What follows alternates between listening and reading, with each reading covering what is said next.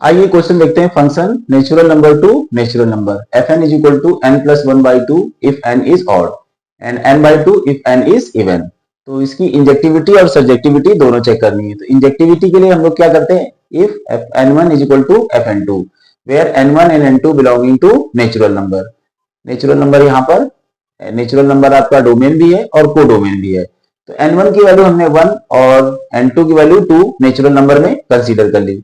तो यहाँ n1 की वैल्यू 1 रखेंगे और n2 की वैल्यू यहाँ पर 2 रखेंगे। तो यहाँ पर देखेंगे, देखिए 1 क्या है, हमारा ऑड नंबर है। तो 1 ऑड अगर यहाँ पर हो तो कौन सा fn की वैल्यू क्या हो जाती है, n plus one upon two. तो n की जगह यहाँ पर क्या पुट करेंगे, 1 प्लस वन अपॉन टू। और n अगर इवन नंबर है तो हमारा fn की वैल्यू कितनी हो जाती है, n अपॉन टू। तो यहाँ पर n की जगह हम लोग क्या पुट करेंगे, 2 अपॉन टू।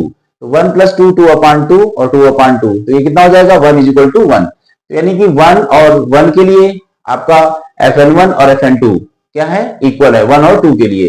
fn1 और fn2 इक्वल है, बट 1 और 2 इक्वल नहीं है।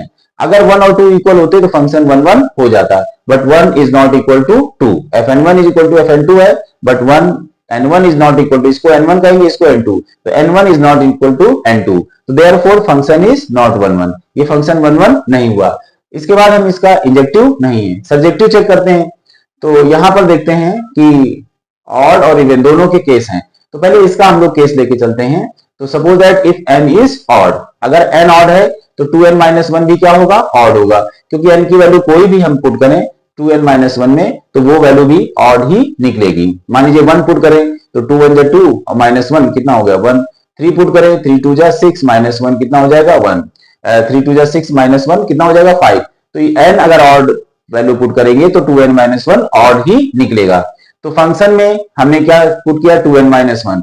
ये 2n माइनस वन अब चेक करेंगे, 2n माइनस वन क्या है, ऑड। तो 2n माइनस वन ऑड के लिए फॉर्मूला क्या लगेगा, n plus one upon two. तो n की जगह हम लोग क्या रखेंगे, 2n minus one plus one upon two. तो ये 1 और 1 कैंसिल हो जाएगा, 2 से 2 कैंसिल हो जाएगा, तो कितना निकलेगा n। और if n is even, if n is even, अगर n हमारा क्या हो, इवन हो, तो हमारा क्या हो जाएगा, इफ n इज इवन, तो देन हो क्या जाएगा, 2n is also even, 2n is also even, 2n भी हमारा क्या हो जाएगा, इवन हो जाएगा। तो अब इसमें हम वैल्यू रखेंगे f2n। तो f2n, अब 2n हमारा इवन है, तो जब 2 इवन वाले केस में क्या होता है, n अपॉन टू। तो n की जगह यहाँ पर क्या पुट करेंगे, 2n अपॉन टू। तो ये 2 2 क्या हो जाएगा, कैंसिल, तो n। ठीक है, तो n जब हमारा क्या है, ऑड, n जो है हमारा ऑड, तो उसके लिए 2n minus one odd number हमारे लिए अवेलेबल है। और n अगर हमारा इवन है तो उसके लिए हमारा 2n अवेलेबल है। तो ये क्या होती है, इमेज, और ये क्या होती है, प्री इमेज। तो एवरी प्री इमेज के लिए एक प्री इमेज अवेलेबल है। यहां पर हर एक n के लिए 2n माइनस वन है, यानी हर एक y के लिए एक x अवेलेबल है, चाहे वो इवन हो चाहे ऑड हो।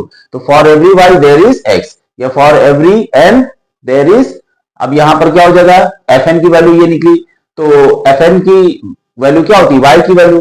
तो हर एक y के लिए हमारा क्या है, x अवेलेबल है, या for every image there is x, या देयर इज प्री इमेज। तो therefore for every image there is pre image, हर एक इमेज के लिए प्री इमेज है। तो therefore function is onto, therefore function is onto. तो function onto होगा, यानी सब्जेक्टिव होगा बट इंजेक्टिव नहीं होगा।